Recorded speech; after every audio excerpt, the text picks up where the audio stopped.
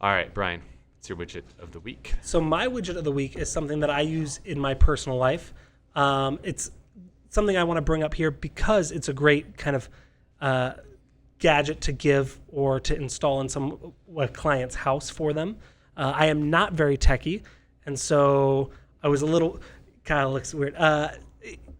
So the fact that I had to go to the circuit breaker. Oh no, Brian just builds like 87-step zaps. You said That's you're not true. techie. Sorry, I'm not very handy. I'm very techie. I'm not very handy. Okay. But so going to the circuit breaker made me a little nervous, but it was actually really easy to install. This is my Nest Thermostat. Is that yours? Good. So my Nest Thermostat, you can control via the app, via Alexa. I can tell her to turn the air conditioner on or off, the heater on or off, change the temperature. And the greatest thing is I can do it from my phone. So we're out at the zoo sweating our ass off. We can turn the AC down real nice. By the time we get home, it'll be cooler.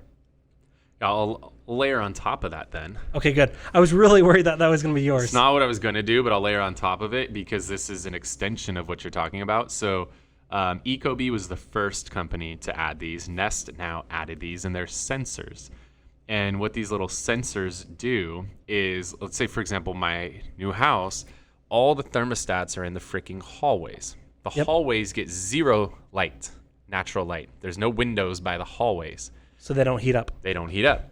So these things are, you might set your thermostat to 74 degrees, and it will make the hallway 74 degrees.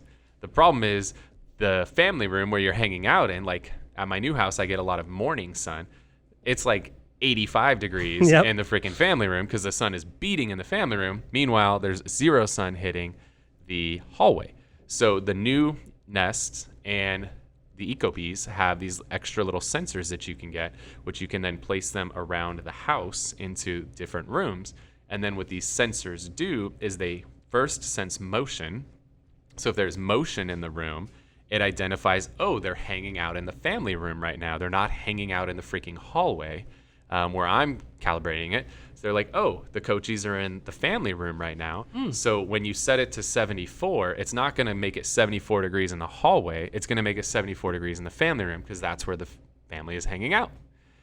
So really cool. So it senses where is motion happening in the house, and it's whatever temp you set it to, it's going to make it that temp in that room as opposed to that temp in the freaking hallway.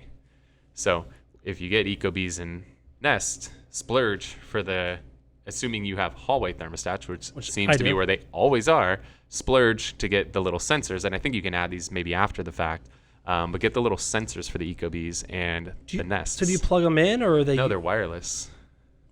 Interesting. Yeah. Are they powered by like a little battery or something? Yeah. Cool. Yep. Cool. They just have little like watch type batteries in them, and they last like a year probably. Sweet. You just swap the batteries out. So there you go. I'll just utilize that. Thanks for teeing me up, Brian. Yeah, and so for $300, I don't know how much they are, $400, you can make your client's new home a smart home really easily. Yep. Cool. All right, guys. Well, hopefully you got a lot of value out of the show today. Really appreciate you tuning in to this episode of the Whissel Way podcast. See you next week. Wait. Before you leave, I want to share some more tips and tricks that we're using in our business to take it to that next level. Just click right here. And don't forget to subscribe. Click right here.